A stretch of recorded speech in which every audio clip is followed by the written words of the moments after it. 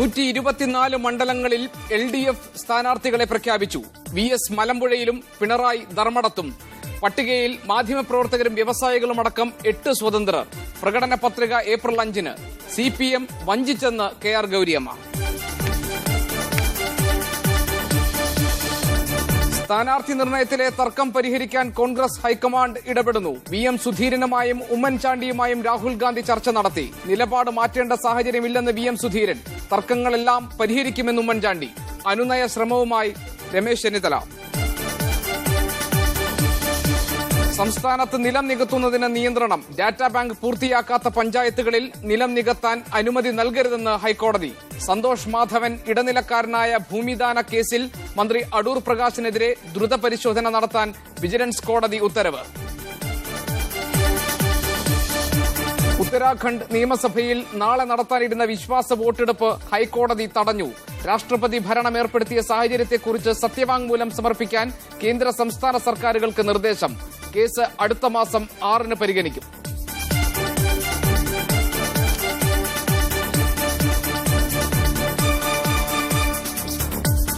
സ്ഥാനാർത്ഥി നിർണയത്തെ ചൊല്ലി കോൺഗ്രസിനുണ്ടായ തർക്കം പരിഹരിക്കാൻ AICC vice president Rahul Gandhi ഇടപെടുന്നു. മുഖ്യമന്ത്രി ഉമ്മൻചാണ്ടിയെയും KPCC അധ്യക്ഷൻ VM സുധീരനെയും രാഹുൽ ഗാന്ധി വിളിച്ചുവരുത്തി ചർച്ച നടത്തി.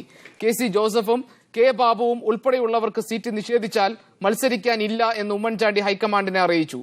അതേസമയം നിലപാടുകളിൽ നിന്ന് പിന്നോട്ടില്ലെന്ന് VM സുധീരനും അറിയിച്ചു. K Babu, KC Joseph, Benny Behanan എന്നിവർക്ക് സീറ്റ് നൽകാനാവില്ലെന്നാണ് VM സുധീരന്റെ നിലപാട്. ഇവർക്കെതിരായ ആരോപണങ്ങളെ മുൻനിർത്തിയാണ് സീറ്റ് നിഷേധിക്കുന്നതെങ്കിൽ തനിക്കെതിരെയും ആരോപണം ഉയർന്നിട്ടുണ്ടെന്നും അതിനാൽ താനും മാറി നിൽക്കുമെന്നാണ് ഉമ്മൻചാണ്ടിയുടെ നിലപാട്. രാവിലെ ഗുലാം നബി ആസാദുമായും മുകുൾ വാസ്നിക്കുമായി നടത്തിയ ചർച്ചയിൽ മുഖ്യമന്ത്രി ഉമ്മൻചാണ്ടി ഇക്കാര്യം അറിയിച്ചു.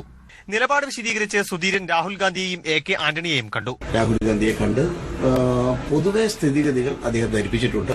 മറ്റ് കേരളത്തിലെ മറ്റു നേതാക്കന്മാരുമായി ആലോചിച്ച് എല്ലാം വളരെ ഭംഗിയായി മുന്നോട്ട് നീങ്ങി. ഇതിനിടെ ഗുലാം നബി ആസാദ്, മല്ലികാർജ്ജുൻ ഖാർഗെ എന്നിവരോട് രാഹുൽ ഗാന്ധി വിവരങ്ങൾ തിരക്കി. ഇതിനെ തുടർന്നാണ് VM സുധീരനെയും ഉമ്മൻചാണ്ടിയെയും രാഹുൽ വിളിപ്പിച്ചത്. എങ്കിലും എന്തെങ്കിലും സമവായ ഫോർമുല ഈ ചർച്ചകളിൽ ഉരുത്തിരിഞ്ഞതായി സൂചനയില്ല. പാർട്ടി വൈസ് പ്രസിഡന്റിനെ കണ്ടു. ഇന്നത്തെ കാര്യങ്ങളെ കുറിച്ചൊക്കെ ഞങ്ങൾ വിശദമായിട്ട് സംസാരിച്ചു. സമവായ ശ്രമവുമായി രാഹുൽ ഗാന്ധി, ഗുലാം നബി ആസാദ്, മുകുൾ വാസ്നിക് എന്നിവരുമായി രമേശ് ചെന്നിത്തലയും ചർച്ച നടത്തി. ഒരു ദിവസം നീണ്ടുനിന്ന തർക്കപരിഹാര ശ്രമങ്ങൾ. ഒടുവിൽ മധ്യസ്ഥ ശ്രമവുമായി രാഹുൽ ഗാന്ധി തന്നെ രംഗത്തെത്തി. പക്ഷേ പരിഹാരം ഇപ്പോഴും അകലെ. ഡൽഹിയിൽ നിന്നും ക്യാമറമാൻ ഹരിവി നായർക്കൊപ്പം സവാദ് മുഹമ്മദ്, മീഡിയ 1. കോൺഗ്രസിലെ സംഭവവികാസങ്ങൾ ഏതു തരത്തിലുള്ള പ്രതിഫലനമാണ് പാർട്ടിയുടെ ആഭ്യന്തര ഘടനയിൽ ഉണ്ടാക്കാൻ പോകുന്നത്? ഈ വിഷയം ചർച്ച ചെയ്യുമ്പോൾ ഇന്ന് സ്പെഷ്യൽ എഡിഷനിൽ എന്നോടൊപ്പം അതിഥികളായുള്ളത് മാധ്യമ നിരീക്ഷകൻ P രാജൻ, മാധ്യമപ്രവർത്തകൻ SR ശക്തിധരൻ എന്നിവർ കൊച്ചി, തിരുവനന്തപുരം ബ്യൂറോകളിലായി ഉണ്ട്. ഒപ്പം തന്നെ KPCC secretary advocate PA Saleem Pathanamthitta ബ്യൂറോയിൽ, കോൺഗ്രസിന്റെ BRM ഷഫീർ തിരുവനന്തപുരം ബ്യൂറോയിലും. ശ്രീ P രാജൻ, മാധ്യമ നിരീക്ഷകൻ എന്ന നിലയിൽ കോൺഗ്രസിനെ സംബന്ധിച്ചിടത്തോളം സ്ഥാനാർത്ഥി നിർണയത്തിനുണ്ടാകുന്ന ആശയക്കുഴപ്പങ്ങളും അതിനുവേണ്ടിയുള്ള ഗ്രൂപ്പ് വടംവലിയും ഒന്നും പുതിയ കാര്യമല്ല. അത് പൊതുജനത്തെ സംബന്ധിച്ചും ഒരു പുതിയ വാർത്തയല്ല. പക്ഷെ ഇവിടെ VM സുധീരൻ ഉന്നയിച്ചിട്ടുള്ള, അതായത് ഗ്രൂപ്പുകൾക്ക് അതീതനായി നിൽക്കുന്നു എന്ന് നാം കരുതുന്ന VM സുധീരൻ ഉന്നയിച്ചിട്ടുള്ള പ്രശ്നങ്ങളിന്മേൽ ഇത്ര വലിയ ഗൗരവത്തോടെ പരിഗണന നൽകിക്കൊണ്ട് ഒരു ചർച്ച നടക്കുന്നു എന്നത് ഒരു പുതിയ സംഭവമാണ്. VM സുധീരൻ അദ്ദേഹം KPCC അധ്യക്ഷ സ്ഥാനത്ത് ഇരു ഗ്രൂപ്പുകളുടെ ഒക്കെ താല്പര്യങ്ങൾക്ക് വിരുദ്ധമായി ഹൈക്കമാൻഡിന്റെ നിർദ്ദേശാനുസരണം ആ സ്ഥാനത്തെത്തിയ അന്ന് അദ്ദേഹം പറഞ്ഞതാണ് ഇവിടെ ഗ്രൂപ്പുകൾക്ക് അതീതമായി പാർട്ടിയെ ശക്തിപ്പെടുത്തുക എന്നതായിരിക്കും തന്റെ ദൌത്യമെന്ന്. ആ ലക്ഷ്യത്തോട് കൂറു പുലർത്തുകയും ആ ദൌത്യം നിറവേറ്റുന്നതിന്റെയും ഭാഗമായാണോ ഇപ്പോൾ സുധീരന്റെ ഇടപെടലുകളെ കാണാൻ? എന്ത് മാറ്റമാണ് ഇത് കോൺഗ്രസിൽ ഉണ്ടാക്കാൻ പോകുന്നത്? അദ്ദേഹം പറഞ്ഞ ദൌത്യത്തിന്റെ ഭാഗമാണ് ഇപ്പോഴത്തെ നിലപാട് എന്ന് പറയാൻ പറ്റില്ല. കാരണം ഒരു മാനദണ്ഡം വെച്ചിട്ടല്ല അദ്ദേഹം പറയുന്നത്.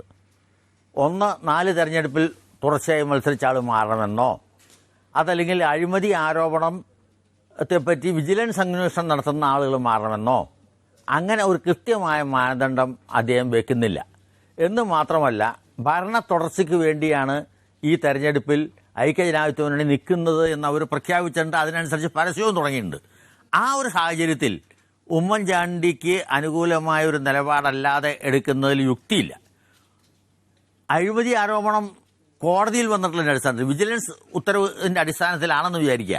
അങ്ങനെയാണെങ്കിൽ ഇപ്പോൾ പറയുന്ന അദ്ദേഹം പറയുന്നു എന്ന് പത്രങ്ങളിൽ പറയുന്ന ബെന്നി ബെഹനാനോ ഡൊമിനിക് പ്രസന്റേഷനോ അതിന്റെ പരിധിയിൽ വരുന്ന ആളല്ല, ബാബു മാത്രമേ വരുള്ളൂ.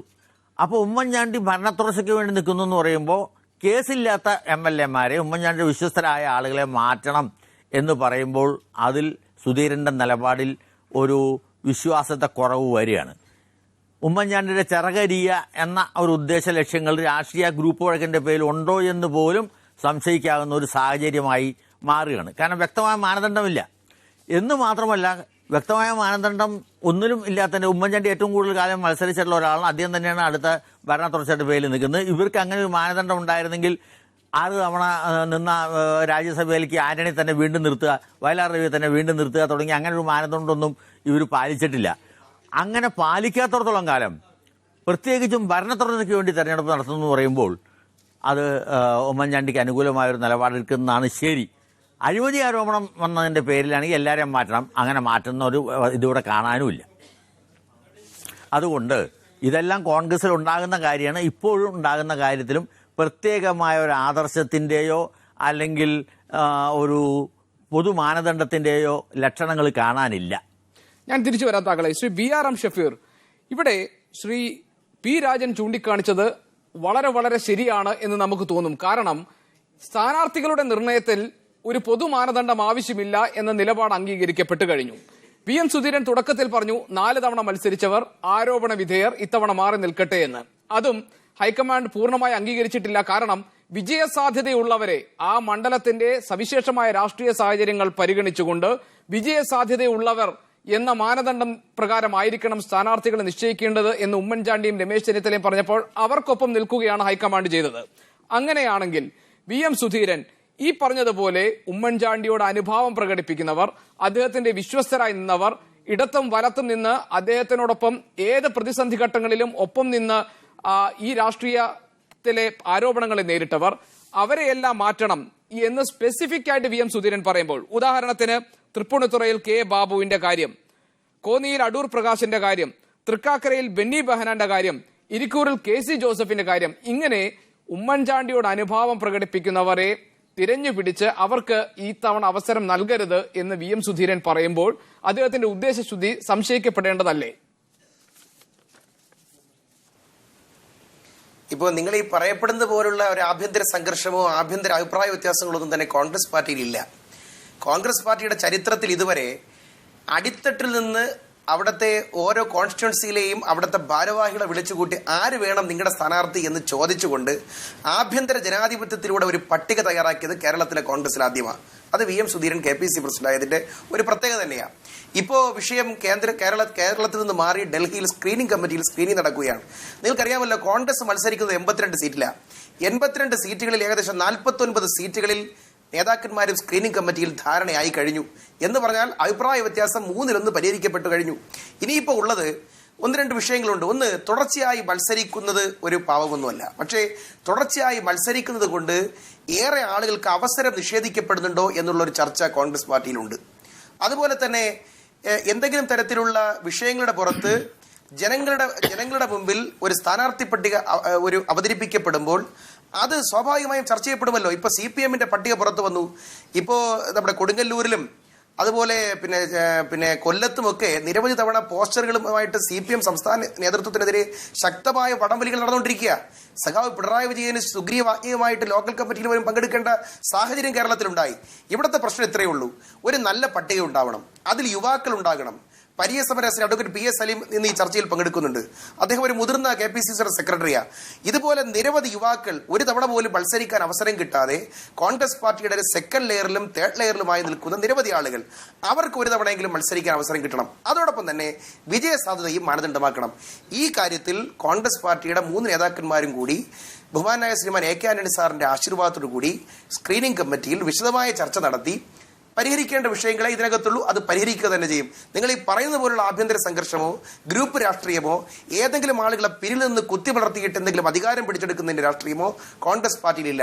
അതുകൊണ്ടാണ് ഇന്നലെ KPC പ്രസിഡന്റ് പറഞ്ഞത് മാധ്യമങ്ങൾ ഊഹാപോഹങ്ങളുടെ അടിസ്ഥാനത്തിൽ ചർച്ചകൾ സംഘടിപ്പിക്കരുത്. മാധ്യമങ്ങൾ ഊഹാപോഹങ്ങളുടെ അടിസ്ഥാനത്തിലല്ല ശ്രീ BRM ഷഫീർ ചർച്ചകൾ സംഘടിപ്പിക്കുന്നത്. കാരണം ഇന്നലെ കേന്ദ്ര സ്ക്രീനിംഗ് കമ്മിറ്റിയുടെ യോഗത്തിൽ നിന്ന് ഉമ്മൻചാണ്ടി നേരത്തെ തന്നെ ഇറങ്ങിപ്പോയതും തുടർന്ന് ആ ഘട്ടങ്ങളിലെല്ലാം തന്നെ രണ്ട് ഗ്രൂപ്പുകളിലെയും പെട്ട നേതാക്കൾ പല ഘട്ടങ്ങളിലായി ഇരുന്നു കൊണ്ട് ചർച്ച നടത്തിയതും സുധീരൻ പിടിച്ച പിടിയിൽ ഇല്ല, ഈ വിഷയത്തിൽ ഇനി അയവ് വരുത്താൻ താൻ ഇല്ല എന്നൊരു നിലപാട് സ്വീകരിച്ചതുമെല്ലാം ഏതാണ്ട് പരസ്യമായി കാര്യങ്ങൾ പുറത്തു വന്നു കഴിഞ്ഞു.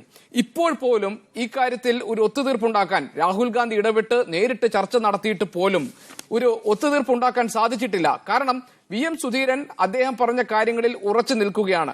ഇത്രയും ആളുകൾ മാറി നിൽക്കണം, ഇവർ ആരോപണ വിധേയരാണ്, ഇവർ 4 വട്ടം താങ്കൾ പറഞ്ഞതുപോലെ സ്ഥാനാർത്ഥികളായി എത്തിയവരാണ്, ഇവർ ചെറുപ്പക്കാരായ ആളുകൾക്ക് ഗ്രൂപ്പുകൾക്ക് അതീതരായി നിൽക്കുന്നവർക്ക് തടസ്സം സൃഷ്ടിച്ചുകൊണ്ട് അവർക്ക് അവസരങ്ങൾ നിഷേധിക്കുന്ന തരത്തിൽ മുന്നിൽ നിൽക്കുമ്പോൾ അവരെ മാറ്റിക്കൊണ്ട്, അതായത് അതിന്റെ ഏറ്റവും വലിയ കയ്പനുഭവങ്ങൾ ഉണ്ടായിട്ടുള്ള വ്യക്തിയാണ് VM സുധീരൻ.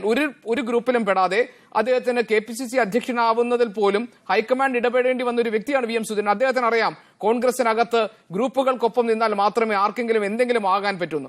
ആ സാഹചര്യം സംസ്ഥാന കോൺഗ്രസിൽ മാറണം എന്ന സദുദ്ദേശമായിരുന്നു അദ്ദേഹത്തിന് ഉണ്ടായിരുന്നതെങ്കിൽ അദ്ദേഹം അതിനകത്ത് സ്ട്രോങ് ആയിട്ട് നിൽക്കും. ഇവിടെ ഉമ്മൻചാണ്ടിയുടെ വിഭാഗത്തിൽപ്പെട്ടവർ അദ്ദേഹം ഒതുക്കാൻ ശ്രമിക്കുന്നു, ഈ ഗ്രൂപ്പുകളെ ഡിഫ്യൂസ് ചെയ്യാൻ ശ്രമിക്കുന്നു എന്നൊക്കെ നമുക്ക് തോന്നുന്ന തരത്തിലാണ് അദ്ദേഹം ഇടപെടുന്നത്. ഞാനും ചോദിച്ചോട്ടെ ബഹുമാനായ കേരളത്തിലെ KPC പ്രസിഡന്റ് ഇതുവരെയും ഇത്തരത്തിലാണ് വിഷയങ്ങൾ എന്ന് പറഞ്ഞുകൊണ്ട് KPCCയോ KPCയുടെ ഏതെങ്കിലും ഒരു ഔദ്യോഗിക ഭാരവാഹികളോ ഇത്തരം ചർച്ചകൾ പുറത്ത് വിട്ടിട്ടില്ല. അതാണ് ഒന്ന്. രണ്ടാമത്തെ കാര്യം, ഉമ്മൻചാണ്ടി സാറിന്റെ കൂടെ നിൽക്കുന്ന ആളുകളെ പിറകിൽ നിന്ന് VM സുധീരൻ കുത്തുന്നു എന്ന് പറയുകയും നിങ്ങൾ തന്നെ പറയുന്നു തൃക്കാക്കരയിൽ ശ്രീ ബെന്നി ബെഹനാനെതിരായി PT തോമസിനെ മത്സരിപ്പിക്കാൻ സുധീരൻ ശ്രമിക്കുന്നു. അതുപോലെ നിങ്ങൾ തന്നെ പറയുന്നു ശ്രീ K ബാബുവിനെതിരായി കോൺഗ്രസ് നേതാവ് ശ്രീ N വേണുഗോപാലിനെ മത്സരിപ്പിക്കാൻ ശ്രമിക്കുന്നു. നിങ്ങൾക്ക് തന്നെ അറിയാമല്ലോ കേരളത്തിലെ കോൺഗ്രസിലെ ഗ്രൂപ്പുകളൊക്കെ കൊണ്ട് അതൊക്കെ യാഥാർത്ഥ്യം തന്നെയാണ്, അതൊന്നും ആർക്ക് നിഷേധിക്കാനൊന്നും പറ്റില്ല. പക്ഷേ ഇതിൽ ഒരാൾ പോലും VM സുധീരനുമായി ബന്ധപ്പെട്ട ആളുകളുടെ പേര് പറഞ്ഞുകൊണ്ട് സ്വന്തം ആളുകളെ സ്വാർത്ഥ താല്പര്യത്തിന്റെ പുറത്ത് കുത്തിത്തിരിക്കാൻ ശ്രമിച്ചു എന്നുള്ള ഒരു കാര്യവും നിങ്ങൾക്ക് പറയാൻ കഴിയില്ലല്ലോ. ഇപ്പോൾ ഇവിടുത്തെ പ്രശ്നം ഇത്രയേ ഉള്ളൂ, നമുക്കൊരു പൊതുവായൊരു മാനദണ്ഡം ഉണ്ടാകണം. അദ്ദേഹം ഇവിടെ പുറത്തു വന്ന റിപ്പോർട്ടുകൾ ഒരു അർത്ഥസത്യമായിട്ട് അംഗീകരിക്കാമെങ്കിൽ പോലും ഇങ്ങനെ പറയാം, 20 കൊല്ലത്തിൽ കൂടുതൽ MLA-മാരായി തുടർന്നവർ വീണ്ടും വിജയസാധ്യതയുടെ പേരിൽ മത്സരിപ്പിക്കണം എന്നൊരാഗ്രഹം പുറത്തു വന്നിട്ടുണ്ട്. എന്നാൽ അവർ മാറി ഒരു പുതിയ ലെയർ വരണമെന്നുള്ള ചർച്ചകൾ യുവാക്കൾക്കിടയിലും വന്നിട്ടുണ്ട്. അപ്പോൾ ഇതെല്ലാം കൂടി പരിശോധിച്ചുകൊണ്ട് യുവാക്കൾക്കും പരിണിതപ്രജ്ഞരായിട്ടുള്ള ആളുകൾക്കും കൂടി സമരസമായി സമ്മേളിക്കുന്ന തരത്തിലൊരു പട്ടിക പുറത്തിറക്കാൻ 31-ാം തീയതിക്കും 1-ാം തീയതിക്കും ഇടയിൽ നേതാക്കന്മാർക്ക് കഴിയും. ഇവിടെ ഈ പറയുന്ന പോലുള്ള ഒരു പ്രശ്നവും കോൺഗ്രസ് പാർട്ടിയിൽ ഉണ്ടാവും. അഡ്വക്കേറ്റ് PS സലീം, ഈ പറയുന്നത് പോലെ ഭരണ തുടർച്ചയാണ് നിങ്ങൾ ലക്ഷ്യമിടുന്നതെങ്കിൽ ഉമ്മൻചാണ്ടി പറഞ്ഞതുപോലെ മണ്ഡലത്തിൽ സ്ഥാനാർത്ഥിയുടെ വിജയസാധ്യത മാത്രം മാനദണ്ഡമാക്കണം. അതല്ല ഈ പറയുന്ന രാഷ്ട്രീയത്തിലെ ധാർമ്മികത, പ്രതിച്ഛായ, അതുപോലെ തന്നെ പുതു തലമുറയ്ക്കപ്പെട്ടവർക്കുള്ള അവസരം, ഇത്തരം കാര്യങ്ങൾക്കാണ് നിങ്ങൾ പ്രാധാന്യം നൽകുന്നതെങ്കിൽ പുതുതലമുറയിൽപ്പെട്ട ആളുകൾ അല്ലെങ്കിൽ 4 വട്ടം മത്സരിച്ച് വീണ്ടും 3 വട്ടം മത്സരിച്ച് 4-ാം വട്ടവും മത്സരിക്കാൻ ഒരുങ്ങുന്നവർ ഇവർ മാറി നിൽക്കട്ടെ എന്ന സുധീരന്റെ ഇടപെടൽ അല്ലെങ്കിൽ അദ്ദേഹത്തിന്റെ ആവശ്യം അംഗീകരിക്കപ്പെടേണ്ടതാണ്. ഇതിൽ ഏത് ഭാഗത്താണ് താങ്കളുള്ളത്? സുധീരൻ പറയുന്നത് പോലെ ഈ പറയുന്ന ആളുകൾ മാറി നിൽക്കട്ടെ, അവിടെ പുതിയ ആളുകൾ ഈ മണ്ഡലങ്ങളിലേക്ക് വരട്ടെ എന്ന നിലപാടിനൊപ്പമാണോ താങ്കൾ? അതല്ല ഉമ്മൻചാണ്ടി പറഞ്ഞതുപോലെ വിജയസാധ്യത മാത്രം മാനദണ്ഡമാക്കിയാൽ മതി, കാരണം ഭരണ തുടർച്ചയാണ് നമ്മൾ ലക്ഷ്യമിടുന്നത് എന്ന ആശയത്തിനൊപ്പമാണോ?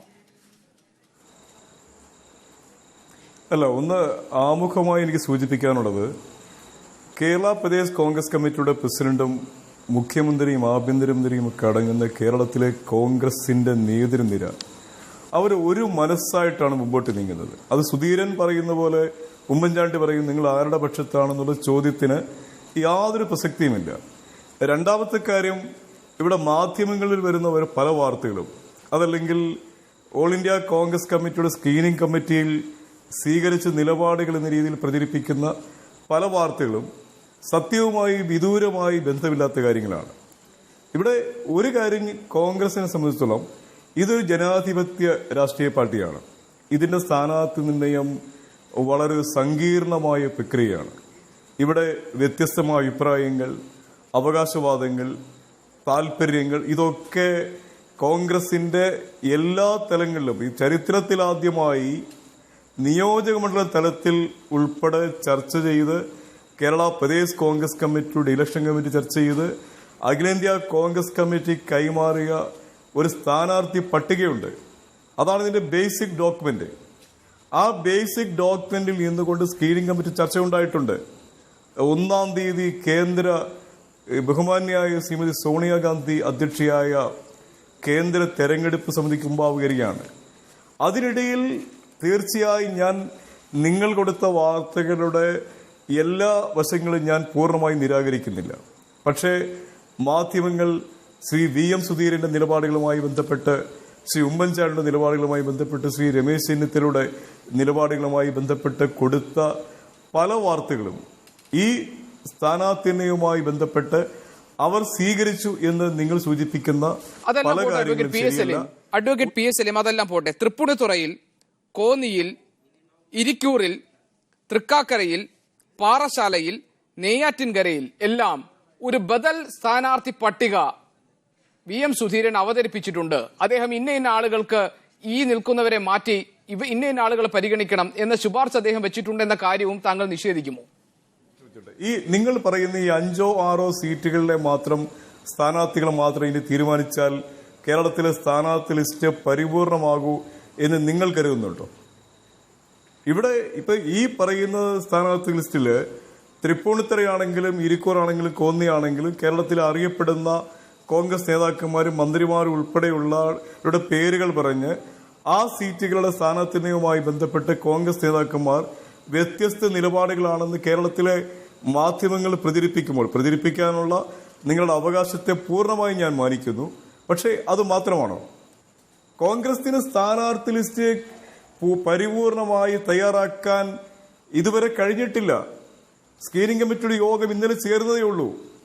എത്രയോ സീറ്റുകൾ സംബന്ധിച്ച് ഇന്ത്യൻ നാഷണൽ കോൺഗ്രസ് പോലെയുള്ള ഒരു വലിയ രാഷ്ട്രീയ പ്രസ്ഥാനത്തിൽ പരിചയസമ്പന്നരായ ജനങ്ങൾക്ക് സ്വീകാര്യരായ ഒട്ടേറെ നേതാക്കന്മാർ എല്ലാ നിയോജക മണ്ഡലങ്ങളിലും പരിഗണിക്കപ്പെടുമ്പോൾ ആ നിയോജക മണ്ഡലങ്ങളിലെ പാർട്ടി പ്രവർത്തകരുടെ വികാരം, ജനങ്ങളുടെ സ്വീകാര്യത, പുതുമുഖങ്ങൾക്കിവിടെ ഷബീർ സൂചിപ്പിച്ചതുപോലെ ചെറുപ്പക്കാർക്കും വനിതകൾക്കും വരാനുള്ള അവസരം, ഇത്തരം പ്രശ്നങ്ങളെ സംബന്ധിച്ചുള്ള അതീവ സങ്കീർണമായ സമഗ്രമായ ചർച്ചകളുണ്ടാവും. ആ ചർച്ചകളിൽ വ്യത്യസ്ത നിലപാടുണ്ടാവും. കെ ബാബുവിന്റെ കാര്യത്തിൽ KC ജോസഫിന്റെ കാര്യത്തിൽ അംഗീകരിക്കാൻ ഞങ്ങൾക്ക് കഴിയില്ല. KC ജോസഫിന്റെ കാര്യത്തിൽ, അടൂർ പ്രകാശിന്റെ കാര്യത്തിൽ, ബെന്നി ബെഹനാന്റെ കാര്യത്തിൽ എന്തുകൊണ്ടാണ് ഇപ്പോൾ ഈ പ്രശ്നം പരിഹരിക്കപ്പെടാതെ കിടക്കുന്നത്? എവിടെയാണ് അതിന് തടസ്സം? താങ്കൾ പറഞ്ഞതുപോലെ ഒരൊറ്റ മനസ്സായി കാര്യങ്ങൾ വളരെ സുഗമമായി മുന്നോട്ട് പോകുമെന്നുണ്ടെങ്കിൽ എന്തുകൊണ്ടാണ് ഈ പ്രശ്നങ്ങൾ പരിഹരിക്കപ്പെടാതെ കിടക്കുന്നത്? നിങ്ങൾ പറയുന്ന ഈ സീറ്റുകൾ മാത്രമേ തീരുമാനിക്കാനുള്ളൂ. ഈ സീറ്റുകൾ പ്രധാനപ്പെട്ടതാണ്. കാരണം കേരളത്തിലെ വിഭാഗത്തിൽ ഇപ്പോൾ കെ ബാബു ഉദാഹരണത്തിന്, KC ജോസഫ് ഉദാഹരണത്തിന്, ബെന്നി ബെഹനാൻ ഉദാഹരണത്തിന്, ഇവരെല്ലാം ഉമ്മൻചാണ്ടിയുടെ കരുത്തരായിട്ടുള്ള അദ്ദേഹത്തോടൊപ്പം നിൽക്കുന്ന ആളുകളാണ്. ഇവരെ മാറ്റണം എന്നാണ് KPCC അധ്യക്ഷൻ VM സുധീരൻ ആവശ്യപ്പെട്ടിട്ടുള്ളത്. ഇവർക്ക് പകരം പുതിയ ആളുകൾ വരട്ടെ എന്നാണ് അദ്ദേഹം ആവശ്യപ്പെട്ടുള്ളത്. ഇവരൊക്കെ ഈ പറഞ്ഞ നേതാക്കന്മാരൊക്കെ VM സുധീരനുമായി പതിറ്റാണ്ടുകളായി ആത്മബന്ധമുള്ള KSUവിലൂടെ യൂത്ത് കോൺഗ്രസിലൂടെയും വന്ന നേതാക്കന്മാരുടെ പേരുകളാണ് ഇവിടെ സൂചിപ്പിച്ചത്. അത് ഒരു വ്യക്തിപരമായ ബന്ധത്തിന്റെ അടിസ്ഥാനത്തിൽ അങ്ങനെ ഒരു നിലപാട് സ്വീകരിക്കുന്ന ഒരാളല്ല ശ്രീ VM. ഞാൻ താങ്കളിലേക്ക് തിരിച്ചു വരാം. ഇരു മുന്നണികളിലാണെങ്കിലും അതിന് നേതൃത്വം കൊടുക്കുന്ന പ്രധാന കക്ഷികളാണെങ്കിലും സ്ഥാനാർത്ഥി നിർണയവുമായി ബന്ധപ്പെട്ടിട്ടുണ്ടായിട്ടുള്ള പ്രശ്നങ്ങളിൽ ഏറ്റവും അടിവരയിട്ട് പറയേണ്ടത് നേതൃത്വം നിശ്ചയിക്കുന്ന പല മണ്ഡലങ്ങളിലെയും സ്ഥാനാർത്ഥികളിൽ അതേ മണ്ഡലങ്ങളിൽ നിന്ന് തന്നെ കീഴ്ഘടകങ്ങളിൽ നിന്ന് എതിർപ്പുകൾ ഉണ്ടാകുന്നു എന്നുള്ളതാണ്. കോൺഗ്രസിനകത്തുണ്ടായിട്ടുള്ള ഈ പ്രശ്നത്തെ, അതായത് VM സുധീരൻ ഇടപെട്ടുകൊണ്ട് ഒരു ബദൽ സ്ഥാനാർത്ഥി പട്ടിക ഈ പ്രധാനപ്പെട്ട മണ്ഡലങ്ങളിൽ അവതരിപ്പിക്കുന്നതിനെ എങ്ങനെയാണ് താങ്കൾ വിലയിരുത്തുന്നത്? ഈ ഒരു സ്വഭാവ സവിശേഷത ഇരു മുന്നണികളിലെയും പ്രധാന കക്ഷികൾക്ക് എന്തുകൊണ്ടാണ് സംഭവിക്കുന്നത്? അല്ല, ഈ സ്ഥാനാർത്ഥി നിർണയം കേരളത്തിൽ എല്ലാ കാലത്തും നടക്കുമ്പോൾ ഇത്തരത്തിലുള്ള ചെറിയ ചെറിയ വിവാദങ്ങളും പ്രശ്നങ്ങളും ഒക്കെ ഉണ്ടാകാറുണ്ടായിരുന്നു. ഇപ്പോൾ മാത്രമല്ല, അത് വളരെ വർഷങ്ങളായിട്ട് നമ്മുടെ ജനാധിപത്യ സംവിധാനത്തിൽ തെരഞ്ഞെടുപ്പ് നടക്കുന്ന എല്ലാ കാലഘട്ടങ്ങളിലും ഉണ്ടായിട്ടുണ്ട്. അത് കോൺഗ്രസിലും ഉണ്ടായിട്ടുണ്ട്. അത് കോൺഗ്രസിൽ കുറെ പ്രകടമായി പണ്ട് കാലത്തുണ്ടായിരുന്നു. അതുപോലെ തന്നെ ഇടതുപക്ഷത്തിന്റെ ഭാഗത്തും അത്തരത്തിലുള്ള ചില സീറ്റ് സംബന്ധമായിട്ടുള്ള ചില തർക്കങ്ങളൊക്കെ ഉണ്ടാകാറുണ്ടായിരുന്നു. ഒരു സാധാരണ ഗതിയിൽ ഒരു ഇലക്ഷന് മുമ്പ് ഉണ്ടാകുന്ന ചില സംഭവവികാസങ്ങൾ എന്നതിനപ്പുറത്തേക്ക് ഒരു സ്ഥാനാർത്ഥി പട്ടിക ഒരു പാർട്ടി അല്ലെങ്കിൽ ഒരു മുന്നണി, പാർട്ടികളൊക്കെ പോയി ഇപ്പോൾ മുന്നണിയാണല്ലോ, മുന്നണി തീരുമാനിച്ചു കഴിഞ്ഞാൽ പിന്നെ അതിനകത്ത് വലിയ തർക്കങ്ങളൊന്നും നടക്കാൻ പോകുന്നില്ല. പക്ഷേ അതുവരെ നടക്കുന്ന തർക്കങ്ങളിൽ ന്യായാന്യായതകൾ എന്തെന്നും പരിശോധിക്കാൻ ജനങ്ങൾക്കൊരു അവസരം കൂടിയായി ഇത് മാറുന്നതിൽ ഈ പുതിയ ജനാധിപത്യ കാലഘട്ടത്തിൻ്റെ അവസരം നമ്മൾ പ്രയോജനപ്പെടുത്തേണ്ടതായിട്ട് ഉണ്ട് എന്നാണ് എൻ്റെ അഭിപ്രായം. ഇവിടെ ഇപ്പോൾ VM സുധീരൻ വലിയ ഒരു സംവാദം ഉയർത്തിയിരിക്കുന്നു കോൺഗ്രസിനകത്തെന്നാണ്. ഒരു സംവാദവും അതിനകത്ത് നടക്കുന്നില്ല. ഈ പറഞ്ഞതുപോലെ ഇതെല്ലാം അതുപോലെ തന്നെ നടക്കുന്ന കാര്യങ്ങളാണോ എന്ന് നമ്മൾ മനസ്സിലാക്കട്ടെ. നാളെ ഇപ്പോൾ ഇതിൻ്റെ അവസാനം ഉണ്ടാകുമെന്നുള്ള കാര്യത്തിൽ ഒരു തർക്കമില്ല. കുറേ സ്ഥാനാർത്ഥികളെ മാറ്റേണ്ടി വരും, കുറേ സ്ഥാനാർത്ഥികളെ കൊള്ളേണ്ടി വരും. അതല്ല എങ്കിൽ കോൺഗ്രസിനകത്ത് വലിയ പൊട്ടിത്തെറി ഉണ്ടാകും എന്നുള്ള കാര്യത്തിൽ യാതൊരു സംശയവുമില്ല. സുധീരൻ പറഞ്ഞിട്ടുള്ളതൊരു ആദർശമാണെന്നൊന്നും ഞാൻ വിശ്വസിക്കുന്നില്ല. കാരണം എന്ന് വെച്ചാൽ ഇവരൊരു മാനദണ്ഡവുമില്ലാതെയാണ് സ്ഥാനാർത്ഥി പട്ടിക ഉണ്ടാക്കാൻ. ഇപ്പോൾ ഇവിടെ പറഞ്ഞല്ലോ, കോൺഗ്രസിൻ്റെ ചരിത്രത്തിൽ ഉണ്ടാകാത്ത വിധത്തിൽ താഴെത്തട്ടിൽ നിന്നിങ്ങനെ പട്ടിക ഉണ്ടാക്കി. അന്ന് ആ പട്ടിക അംഗീകരിച്ച് കൊണ്ടുപോയാൽ പോരായിരുന്നു. അല്ലെങ്കിൽ ആ പട്ടിക ഇവിടെ KPCCയുടെ കൗരവസഭ കൂടിയപ്പോൾ അതിനകത്തങ്ങ് തീരുമാനിച്ചാൽ പോരായിരുന്നോ? ഇന്ന ആളുകൾ അല്ലെങ്കിൽ ഇന്ന മാനദണ്ഡം നമ്മൾ അംഗീകരിക്കണം. 4 പ്രാവശ്യം മത്സരിച്ചവരോ അല്ലെങ്കിൽ 30 വർഷം ഇതായി നിൽക്കുന്നവരോ ഉള്ള ആളുകളെയൊക്കെ മാറ്റി പുതിയ ആളുകൾക്കുള്ള അവസരം കൊടുക്കണം എന്ന് പറയുക എന്നുള്ളതൊരു സാമാന്യ മര്യാദയില്ലേ? അതുപോലും ചെയ്യാതെ ഇതെല്ലാം കൂടി വാരിക്കെട്ടി ഡൽഹിയിലേക്ക് കൊണ്ടുപോയിട്ട് ഞങ്ങൾ വളരെ ജനാധിപത്യപരമായിട്ട് കോൺഗ്രസിൻ്റെ ചരിത്രത്തിൽ ഇതിനു മുമ്പ് ഉണ്ടാകാത്ത വിധത്തിലാണ് സ്ഥാനാർത്ഥി പട്ടിക തയ്യാറാക്കിയെന്ന് പറഞ്ഞിട്ട് ഇപ്പം എന്താ ഡൽഹി കിടന്ന് അലക്കണത്? വളരെ സുധീരൻ പറഞ്ഞിട്ടുള്ള കാര്യത്തിനകത്ത് ആ കാര്യങ്ങൾ അംഗീകരിച്ചാൽ ഇവിടുത്തെ പ്രതിപക്ഷം പറഞ്ഞുകൊണ്ടിരുന്നത് മുഴുവൻ ശരിയായിരുന്നു എന്നുള്ളത് വസ്തുതയാണ്. ഉമ്മൻചാണ്ടിക്കുള്ള ഒരു മറുമരുന്ന് തന്നെയാണ് സുധീരനിപ്പോൾ കൊടുത്തിരിക്കുന്നത്. ഉമ്മൻചാണ്ടി ബാർക്കോഴ കേസിൻ്റെ ബാറുകളുടെ ഇത് നിശ്ചയിക്കുന്ന ഘട്ടത്തിൽ ഉമ്മൻചാണ്ടിയും സുധീരനും തമ്മിലുണ്ടായ തർക്കത്തിൻ്റെ ഭാഗമായിട്ടാണല്ലോ ഇപ്പോൾ ഇവിടെ പല സംഭവവികാസങ്ങളും ഉണ്ടായിട്ടുള്ളത്. അതുപോലെ എന്തേ ഡൽഹിയിൽ ഉണ്ടാകാതിരിക്കുന്നു?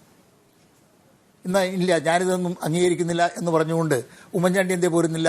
അല്ലെങ്കിൽ ഞാനിതൊന്നും അംഗീകരിക്കുന്നില്ല എന്ന് പറഞ്ഞുകൊണ്ട് സുധീരൻ എന്തേ പോരുന്നില്ല? അപ്പോൾ ഇവർക്കൊക്കെ താല്പര്യങ്ങളുണ്ട്. ആ താല്പര്യങ്ങൾ സംരക്ഷിക്കുന്നതിന് വേണ്ടിയിട്ട് അവിടെ അവരുടേതായിട്ടുള്ള ഫോഴ്സ് അവർ ഉപയോഗിക്കുകയാണ്. ഒരു കാര്യം ഞാൻ പറയാം, സുധീരൻ പറഞ്ഞിട്ടുള്ള കാര്യത്തിനോട് കേന്ദ്ര നേതൃത്വത്തിന് താല്പര്യമില്ലെങ്കിൽ ഇവിടെ ഇത്രയും ചെറുവിണ പോലെ ചർച്ച ചെയ്യേണ്ട കാര്യമില്ലായിരുന്നു. അതുകൊണ്ട് അതിനകത്ത് എന്തോ സുധീരൻ ഉന്നയിച്ചിട്ടുള്ള കാര്യത്തിനകത്ത് കേന്ദ്ര നേതൃത്വത്തിനകത്ത് എന്തെല്ലാമോ തരത്തിലുള്ള സ്വാധീനങ്ങൾ ഉണ്ടായിട്ടുണ്ട് എന്നുള്ളതൊരു വസ്തുതയാണ്. അത് എത്ര കണ്ട് നമ്മുടെ ഈ കോൺഗ്രസിൻ്റെ സ്ഥാനാർത്ഥി പട്ടിക അവസാനമായി പുറത്തു വരുമ്പോൾ എത്ര കണ്ടത് പ്രാവർത്തികമാകുമെന്നുള്ള കാര്യത്തിൽ ഇപ്പോൾ ഒരു തീരുമാനത്തിലേക്ക് എത്താൻ നമുക്ക് കഴിയില്ല. ഏതായാലും നേതാക്കന്മാർ തമ്മിൽ അവിടെ വലിയ യുദ്ധം നടക്കുന്നുണ്ട് എന്നുള്ളതൊരു വസ്തുതയാണ്. ആ യുദ്ധത്തിൽ സുധീരനെ ഒറ്റപ്പെടുത്താനായിട്ട് എയും ഐയും ഒക്കെ കൂടി ഒന്നിച്ചു ചേർന്നുകൊണ്ടുള്ള ഒരു കൂട്ടപ്പൊരിച്ചിലാണ് ഇപ്പോൾ ഡൽഹിയിൽ നടന്നുകൊണ്ടിരിക്കുന്നത്. അതിനകത്ത് രാഹുൽ ഗാന്ധി ഇടപെട്ടിട്ടും അതിന് പരിഹാരം ഉണ്ടാക്കാൻ കഴിയുന്നില്ല എന്നാണ് വാർത്തകൾ കാണുന്നത്. അല്ലാതെ നമുക്ക് കൃത്യമായിട്ട് അറിയില്ല. അതൊക്കെയാണെങ്കിൽ കോൺഗ്രസിൻ്റെ സ്ഥാനാർത്ഥി പട്ടിക വരുമ്പോൾ ഇതിനേക്കാൾ വലിയ ഉരുൾപൊട്ടലുകൾ ഉണ്ടാകാനാണ് സാധ്യത. ശ്രീ പി രാജൻ, കോൺഗ്രസിന്റെ രാജ്യത്തെ നില മറ്റ് സംസ്ഥാനങ്ങളിൽ നോക്കുമ്പോൾ അത്ര ഗുണകരമായ അവസ്ഥയിലല്ല. എന്നിരിക്കെ കേരളത്തിൽ വീണ്ടും അധികാരത്തിലേക്ക് തിരിച്ചു വരാനുള്ള ഒരു അവസരം ഉണ്ടെന്നും അതിന് ഈ ഭരണ തുടർച്ചയാണ് നമ്മൾ ലക്ഷ്യമിടുന്നത്, അതുകൊണ്ട് തന്നെ ഒരു വിന്നബിലിറ്റി, അതായത് സ്ഥാനാർത്ഥികൾക്ക് അവരുടെ വിജയസാധ്യത മാനദണ്ഡമാക്കി അവരുടെ ലിസ്റ്റ് അംഗീകരിക്കണമെന്നുമുള്ള ഉമ്മൻചാണ്ടിയുടെ ആവശ്യത്തെ പരിപൂർണമായി അംഗീകരിക്കാൻ ഹൈക്കമാൻഡ് തയ്യാറായിട്ടില്ല എന്ന് വേണ്ടേ സുധീരൻ ഉയർത്തിയിരിക്കുന്ന ഈ ഒരു ചെക്കിനെ, അതായത് സുധീരൻ ഉയർത്തിയിരിക്കുന്ന ഈ ഒരു തടസ്സത്തെ പരിഗണിക്കുന്നതിൽ നിന്ന് നമ്മൾ മനസ്സിലാക്കേണ്ടത്? PM സുധീരൻ അദ്ദേഹം ചില കാര്യങ്ങളിൽ ഉറച്ച നിലപാടെടുക്കുന്നു. താങ്കൾ പറഞ്ഞതുപോലെ ഒരുപക്ഷെ ഉമ്മൻചാണ്ടിയോട് അടുത്ത് നിൽക്കുന്നവരെ വെട്ടിയൊതുക്കുക എന്നതായിരിക്കാം അദ്ദേഹത്തിന്റെ ഉദ്ദേശമെങ്കിൽ, അങ്ങനെയാണെങ്കിൽ പോലും അതിന് ഒരു സ്പേസ്, ഒരു പരിഗണന ഹൈക്കമാൻഡിന് മുന്നിൽ കിട്ടിയിരിക്കുന്നു. അത് സുധീരന് വിജയിക്കാൻ സാധ്യതയൊരുക്കുന്ന ഒരു ഘടകമായി നമുക്ക് കാണാൻ കഴിയുമോ? അതല്ല ഒടുവിൽ സോണിയാഗാന്ധി തന്നെ ഇടപെട്ട് ഈ പറയുന്ന വിജയ സാധ്യത എന്ന മാനദണ്ഡം മുൻനിർത്തി പഴയ സ്ഥാനാർത്ഥികളെ തന്നെ നിലനിർത്തുന്ന ഒരു സാഹചര്യമായിരിക്കുമോ ഇതിന്റെ ഒരു റിസൾട്ട്? അങ്ങനെ ഒരു പ്രവചനം നടത്താൻ ഞാൻ തയ്യാറല്ല. അങ്ങനെ സുധീരനെ പറ്റി താങ്കൾ പറഞ്ഞത് അങ്ങനെ ആശങ്കയ്ക്ക് ഇടം നൽകുന്ന വിധത്തിലാണ് ഒരു മാനദണ്ഡം ഇല്ലാതെ സ്ഥാനാർത്ഥി നിർണയം അവസാനം ഉണ്ടായാൽ ഫലത്തിലുണ്ടാകുക എന്നാണ്. അതായത് 4 വർഷം തുടർച്ചയായി വിജയിച്ച ആളെ മാറ്റണം, അങ്ങനെ ഒരു എല്ലാവർക്കും പൊതുവായൊരു മാനദണ്ഡം. അങ്ങനെ യാതൊരു ലക്ഷണവുമില്ല. അഴിമതി ആരോപണം കോടതി പരിഗണിക്കുന്ന ഒരാൾ, വിജിലൻസ് കേസുള്ള ഒരാൾ, അങ്ങനെയും ഒരു പൊതു മാനദണ്ഡമില്ല. അവിടെയാണ് സുധീരന് പറ്റുന്ന ദൗർബല്യം. മാത്രമല്ല സുധീരൻ തന്നെ KPC പ്രസിഡന്റായി രാഹുൽ ഗാന്ധിയുടെ പ്രത്യേക താല്പര്യപ്രകാരം വന്ന ആളാണ്. അപ്പോൾ അദ്ദേഹത്തെ തീർത്തും തള്ളിക്കളയാൻ രാഹുൽ ഗാന്ധിക്ക് ബുദ്ധിമുട്ടുണ്ടാവും. അതുകൊണ്ട് അദ്ദേഹത്തെ കൂടി കൺവിൻസ് ചെയ്യുന്ന നിലപാടെടുത്തുനിന്ന് വരും. നിങ്ങൾ ഈ പറയുന്ന രീതിയിൽ കോൺഗ്രസിൽ ഉണ്ടാകുന്ന സ്ഥാനാർത്ഥി നിർണയം തെരഞ്ഞെടുപ്പിന്റെ രംഗത്ത് വലിയ ചലനം സൃഷ്ടിക്കുകയോ വലിയൊരു പൊട്ടിത്തെറി ഉണ്ടാക്കുകയോ ചെയ്യുമെന്ന് ഞാൻ പ്രതീക്ഷിക്കുന്നില്ല. ഇതെല്ലാ കൊല്ലവും ഉള്ളത് തന്നെയാണ്. ഇപ്പോൾ കുറച്ചും കൂടി പുറത്തു വരുന്നു. പക്ഷേ ഇപ്പോൾ ഒരു വ്യത്യാസം വന്നെങ്കിൽ മുമ്പില്ലാത്ത വിധം മാർക്സിസ്റ്റ് പാർട്ടിയുടെ കാര്യം പുറത്തു വന്നിട്ടുണ്ട് എന്നുള്ളതാണ്. ബാക്കിയുള്ളത് അങ്ങനെ അവരുടെ ഇത് വരാറില്ല. ഇപ്പോൾ അവരുടെയും പുറത്തു വന്നു. അപ്പോൾ അതുകൊണ്ട് കോൺഗ്രസിൽ എന്തെങ്കിലും പ്രത്യേകമായി സ്ഥാനാർത്ഥി നിർണയത്തിന്റെ തമ്മിലുള്ള തർക്കങ്ങൾക്ക് ഒരു പ്രത്യേകമായ തെരഞ്ഞെടുപ്പ് ഫലത്തെ സ്വാധീനിക്കാൻ സാധ്യതയുണ്ടെന്ന് ഞാൻ കരുതുന്നില്ല. അന്തിമമായി കോൺഗ്രസ് ഇത് തീർക്കും എന്ന് തന്നെയാണ് ഞാൻ വിശ്വസിക്കുന്നത്. കാരണം കോൺഗ്രസുകാരെ സംബന്ധിച്ചിടത്തോളം മദാമയും മകനും പറയുന്നതിനപ്പുറം അവർ പോയ ചരിത്രമൊന്നും അടുത്ത കാലത്തില്ല. അത് ഇനിയും ഉണ്ടാവാനുള്ള സാധ്യതയില്ല. കാരണം പിന്നെ വല്ലതും കിട്ടണമെങ്കിലും അവരുടെ സഹായം വേണം. അതുകൊണ്ട് അതിലപ്പുറം ഒന്നും ആരും പോകാൻ പറ്റില്ല. ഇവിടുത്തെ ഏറ്റവും വലിയ പ്രശ്നം മാനദണ്ഡമില്ല. ഒരു മാനദണ്ഡം വെച്ചിട്ടല്ല ഒരു കാര്യവും തീരുമാനിക്കുന്നത്. അങ്ങനെയാണെങ്കിൽ ഏറ്റവും കൂടുതൽ കാലം മത്സരിച്ച് 50 കൊല്ലത്തോളം MLA ആയിരുന്നു. മാത്രമല്ല അദ്ദേഹത്തിന്റെ നേതൃത്വത്തിലുള്ള ഒരു ഭരണ തുടർച്ചയ്ക്ക് വേണ്ടിയാണ് ഞങ്ങൾ മത്സരിക്കുന്നതെന്ന് പറഞ്ഞാൽ അദ്ദേഹത്തിനാണ് പിന്നെ ഫ്രീഡം കൊടുക്കേണ്ടത്. അപ്പം പിന്നെ മാനദണ്ഡം വരേണ്ടത് ശരി തന്നെയാണ്, അങ്ങനെ തന്നെയാണ് വേണ്ടത്. പക്ഷേ താങ്കളുടെ മന്ത്രിസഭയിൽ അഴിമതി ആരോപണം കോടതി പരിഗണിക്കുന്ന ആളുകളെ നിർത്തരുത്, അങ്ങനെ പറയാൻ പറ്റുള്ളൂ. ഇത് അങ്ങനെയല്ല. അങ്ങനെ അല്ലാത്ത വിധത്തിലാണ് ചില മാനദണ്ഡങ്ങൾ വെച്ചിരിക്കുന്നത്. അപ്പം അങ്ങനെയാണ് ശരിയാവണം. അപ്പം വ്യക്തിപരമായ താല്പര്യം ആളുകൾക്ക് സംശയം ഉണ്ടാവില്ലേ? അവിടെയാണ് താങ്കൾ പറഞ്ഞതുപോലെ ആണെങ്കിൽ തന്നെ ഒരുപക്ഷെ ഇതിപ്പോൾ ഏറ്റവും ഇതിന്റെ ഒരു എൻഡ് ഗെയിമിലാണ്. കാരണം PM സുധീരൻ അദ്ദേഹം കേന്ദ്ര നേതൃത്വം ഇടപെട്ടിട്ട് പോലും അദ്ദേഹത്തിന്റെ നിലപാടിൽ നിന്ന് പിന്നോട്ട് പോകാൻ അദ്ദേഹം തയ്യാറായിട്ടില്ല എന്ന് പറയുമ്പോൾ അദ്ദേഹം ഒരു ഡു ഓർ ഡൈ എന്ന നിലയിൽ നിന്നുകൊണ്ടാണ് ഈ പ്രശ്നത്തെ കാണുന്നത് എന്നല്ല അർത്ഥം. ഇനി അദ്ദേഹം പറയുകയാണ് അതല്ല, ഒരു ഒത്തുതീർപ്പിലേക്ക് മാറി പ്രശ്നങ്ങൾ പരിഹരിച്ചു എന്ന് പറഞ്ഞാൽ KPCC അധ്യക്ഷൻ എന്ന നിലയിൽ ഉമ്മൻചാണ്ടിയുമായും രമേശ് ചെന്നിത്തലയുമായും നേരിട്ട് ഏറ്റുമുട്ടി എന്ന നിലയിൽ അദ്ദേഹത്തിന്റെ പ്രതിച്ഛായയെ ബാധിക്കുന്ന, അദ്ദേഹത്തിന്റെ നിലനിൽപ്പിനെ തന്നെ ബാധിക്കുന്ന ഒരു തീരുമാനമായി അത് മാറില്ലേ? ഇത്രയും ഒരു ഫൈനൽ സ്റ്റേജിൽ ഇത്രയും അധികം കാര്യങ്ങൾ പുറത്തു വന്ന് പരസ്യമായി ചർച്ച ചെയ്യുന്ന ഒരു ഘട്ടത്തിൽ പിന്നോട്ടില്ല എന്നൊരു നിലപാട് VM സുധീരൻ എടുക്കുമ്പോൾ അദ്ദേഹത്തിന് വേറെ എവിടെ നിന്നോ ഒരു പിന്തുണയുണ്ട് എന്നല്ലേ അർത്ഥം? അതങ്ങനെ താങ്കൾ വിചാരിക്കണ്ട. അദ്ദേഹത്തിന്റെ നേതാവായിട്ടുള്ള AK ആന്റണി അങ്ങനെ എത്ര പ്രാവശ്യം ചെയ്തിട്ടുണ്ട്. സീരിയലിനിടയിലുള്ള കമേഴ്ഷ്യൽ പോലെയല്ലേ അദ്ദേഹത്തിന്റെ രാജി ഉണ്ടായിക്കൊണ്ടിരിക്കുന്നത്. പിന്നെ വീണ്ടും സ്ഥാനത്തെത്തുകയല്ലേ ചെയ്യുന്നത്. അതൊക്കെ സുധീരന് മാതൃക കാണിച്ചു കൊടുത്തിട്ടുണ്ട് അദ്ദേഹത്തിന്റെ നേതാവായ AK ആന്റണി. അപ്പോൾ അതൊക്കെ കോൺഗ്രസിൽ സാധാരണ കുറേ അധികം പറയും. അത് കഴിഞ്ഞ് ഹൈക്കമാൻഡ് വേറെ എന്തെങ്കിലും കൊടുക്കാമെന്ന് പറയും, രാജ്യസഭ കൊടുക്കാമെന്ന് പറയും. ഇങ്ങനെയൊക്കെ എന്തെങ്കിലും ഒത്തുതീർപ്പ് എത്തുകയാണ് പതിവ്. അതിലപ്പുറം അങ്ങേയറ്റം ഒരു പാർട്ടിയിൽ നിന്നുകൊണ്ട് ഇവർ ആ പാർട്ടി വിടാൻ തയ്യാറല്ലാത്ത വിധം ഡു ഓർ ഡൈ എന്നുള്ള പ്രശ്നം ഇല്ല. എങ്ങനെയെങ്കിലും എക്സിസ്റ്റൻസ് ആണ്. അപ്പോൾ ആ എക്സിസ്റ്റൻസ് ഉള്ളവർ അതിനു വേണ്ടി തന്നെ നിൽക്കുള്ളൂ. അത് സുധീരനായാലും അങ്ങനെ തന്നെ ചെയ്യുള്ളൂ. അതിലപ്പുറം ഒന്നും പോകില്ല. നമ്മളിപ്പോൾ മാധ്യമങ്ങളിൽ കൂടുതൽ ചർച്ച വരുന്നുണ്ട് എന്നുള്ളത് ശരിയാണ്. അത് മാധ്യമങ്ങളുടെ പെരുപ്പവും ദൃശ്യമാധ്യമങ്ങളുടെ ഒരു ആക്സസും ഒക്കെ കൂടുതലായതുകൊണ്ട് അങ്ങനെ വരുന്നു എന്നുള്ളൂ. സുധീരനും മറ്റേ 3 നേതാക്കളും ഒത്തുതീർപ്പ് എത്തും എന്ന് തന്നെയാണ്. ആ ഒത്തുതീർപ്പിന് കേന്ദ്ര നേതൃത്വത്തിന്റെ ഇംപ്രിമാത്തൂർ ഉണ്ടാകും എന്ന് തന്നെയാണ് ഞാൻ പ്രതീക്ഷിക്കുന്നത്. ഒരുപക്ഷെ അതിന് തന്നെയായിരിക്കും സാധ്യത ഉണ്ടാകുന്നത്. അഡ്വക്കേറ്റ് PS സലീം, ഇപ്പോൾ പുറത്തു വന്നുകൊണ്ടിരിക്കുന്ന വാർത്ത സ്ഥാനാർത്ഥി നിർണയവുമായി ബന്ധപ്പെട്ട് കോൺഗ്രസിനകത്ത് രൂപപ്പെട്ടിട്ടുള്ള തർക്കം സംസ്ഥാന തലത്തിൽ തന്നെ പരിഹരിക്കണം എന്നൊരു നിർദ്ദേശം ഹൈക്കമാൻഡ് നൽകിയിരിക്കുന്നു എന്നാണ്.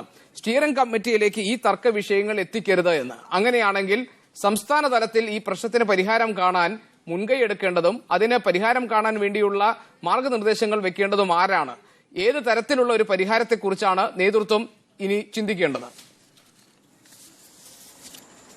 അല്ല ഗോപീഷൻ, ഇത് കേരളത്തിലെ കോൺഗ്രസിൽ നിങ്ങൾ കരുതുന്ന പോലെ ഒരു വലിയ സ്ഫോടനാത്മകമായ സ്ഥിതിവിശേഷമൊന്നുമില്ല. നോമിനേഷൻ പേപ്പർ പിൻവലിക്കുന്ന അവസാന തീയതി വരെയും സ്ഥാനാർത്ഥി ലിസ്റ്റ് പരിപൂർണമാകാത്ത ഒരു കാലം കേരളത്തിൽ കോൺഗ്രസിലുണ്ടായിരുന്നു. അഖിലേന്ത്യാ കോൺഗ്രസ് കമ്മിറ്റി പ്രഖ്യാപിച്ച സ്ഥാനാർത്ഥികളെ മാറ്റി പ്രഖ്യാപിച്ചൊരു കാലം കേരളത്തിലുണ്ടായിരുന്നു. ഇനിയും തെരഞ്ഞെടുപ്പിന് 50 ദിവസങ്ങൾ നിൽക്കുകയാണ്. തെരഞ്ഞെടുപ്പിന് നോട്ടിഫിക്കേഷൻ വന്നിട്ടില്ല. ചരിത്രത്തിലാദ്യമായി ഇപ്പം പി രാജൻ പരിഹസിച്ചത് ഞാൻ ഉൾക്കൊള്ളുന്നു. പക്ഷേ കോൺഗ്രസിന് ചരിത്രത്തിലാദ്യമായി കൃത്യമായ ഒരു പ്രോസസ്സിലൂടെ ഒരു സ്ഥാനാർത്ഥി നിർണയത്തിന്റെ രൂപരേഖകൾ കൃത്യമായി വരച്ചെടുക്കാൻ കേരളത്തിലെ കോൺഗ്രസ് നേതാക്കന്മാർ കഴിഞ്ഞു. ഞാൻ ഒരു അഡ്മിറ്റ് ചെയ്യാൻ കഴിയുന്ന ഒരേ ഒരു കാര്യം, ഞങ്ങൾക്ക് ഇന്ത്യൻ നാഷണൽ കോൺഗ്രസ് മത്സരിക്കുന്ന മുഴുവൻ സീറ്റുകളിലെയും സ്ഥാനാർത്ഥികളെ തീരുമാനിക്കാൻ കഴിഞ്ഞിട്ടില്ല എന്നുള്ള ഒരു യാഥാർത്ഥ്യം ഞാൻ സമ്മതിക്കുന്നു. അത് കോൺഗ്രസിന്റെ ഒരു ജനാധിപത്യ സ്വഭാവമാണ്. എല്ലാവരെയും കേൾക്കാനും എല്ലാം കാണാനും എല്ലാം മനസ്സിലാക്കാനും എല്ലാ ഭാഗത്തു നിന്നുള്ള സെന്റിമെന്റ്സ് ഉൾക്കൊള്ളാനും കഴിയുന്ന ഒരു ഉന്നതമായ ജനാധിപത്യ ബോധം കേരളത്തിലെ കോൺഗ്രസ് നേതൃത്വത്തിനുണ്ട്, അഖിലേന്ത്യാ കോൺഗ്രസ് നേതൃത്വത്തിനുണ്ട്. ഇവിടെ ഇപ്പം ഗോപീഷ് സൂചിപ്പിച്ചൊരു കാര്യം, അതായത് കേരളത്തിലെ കോൺഗ്രസ് നേതാക്കന്മാരോട് തന്നെ ഈ പ്രശ്നം തീർക്കാൻ പറഞ്ഞു എന്ന് പറയുന്നത് അതിലൊന്നും വലിയ അത്ഭുതമില്ല. ഞാൻ ആ വാർത്തയുടെ ഒരു ആധികാരികതയെ ഞാനിവിടെ ചലഞ്ച് ചെയ്യുന്നില്ല. അതിലൊന്നും ഒരു അത്ഭുതവുമില്ല. കാരണം ഇവിടെ കേരളത്തിൽ KPC പ്രസിഡന്റ്, മുഖ്യമന്ത്രി, ആഭ്യന്തരമന്ത്രി, കേരളത്തിലെ സീനിയർ കോൺഗ്രസ് നേതാക്കന്മാർ ഉൾപ്പെടുന്ന സ്ക്രീനിംഗ് കമ്മിറ്റി, അതിന്റെ മുകളിൽ എല്ലാ കാലങ്ങളിലും കേരളത്തിലെ കോൺഗ്രസിന്റെ അവസാനത്തെ വാക്ക് ഇന്ത്യൻ നാഷണൽ കോൺഗ്രസിന്റെ വർക്കിംഗ് കമ്മിറ്റി അംഗം ശ്രീ AK ആന്റണി ദില്ലിയിലെ നേതാക്കന്മാരോടൊപ്പമുണ്ട്. രാഹുൽ ഗാന്ധിയും സോണിയാഗാന്ധിയുമുണ്ട്. ഇവിടെ നിങ്ങൾ കരുതുന്ന, ഞാൻ വീണ്ടും ആവർത്തിച്ച് നിഷേധിക്കാൻ ആഗ്രഹിക്കുന്ന ഒരു കാര്യം, ഇവിടെ വ്യക്തിപരമായ രീതിയിൽ ഉമ്മൻചാണ്ടിയുടെ ആളുകളെ VM സുധീരൻ വെട്ടിനിരത്തുന്നു, VM സുധീരനെ ഒറ്റപ്പെടുത്താൻ ശ്രമിക്കുന്നു എന്ന രീതിയിൽ കഴിഞ്ഞ ദിവസങ്ങളിൽ കേരളത്തിലെ ദൃശ്യമാധ്യമങ്ങളിൽ വന്ന ബ്രേക്കിംഗ് ന്യൂസിന് യാതൊരു അടിസ്ഥാനവുമില്ല. അവസാന വാക്ക് വരുമ്പോൾ പിന്നോട്ടടിക്കുന്നത് ആരായിരിക്കും? നമുക്ക് ഈ ചർച്ചയുടെ രണ്ടാം ഘട്ടത്തിലേക്ക് വരാം. BRM Shefeer, advocate PA Saleem എന്നിവർക്കൊപ്പം മാധ്യമ നിരീക്ഷകൻ P രാജൻ, മാധ്യമപ്രവർത്തകൻ SR ശക്തിധരൻ എന്നിവരും ഈ ചർച്ചയിൽ ഉണ്ടാകും. ഇടവേളയ്ക്ക് ശേഷം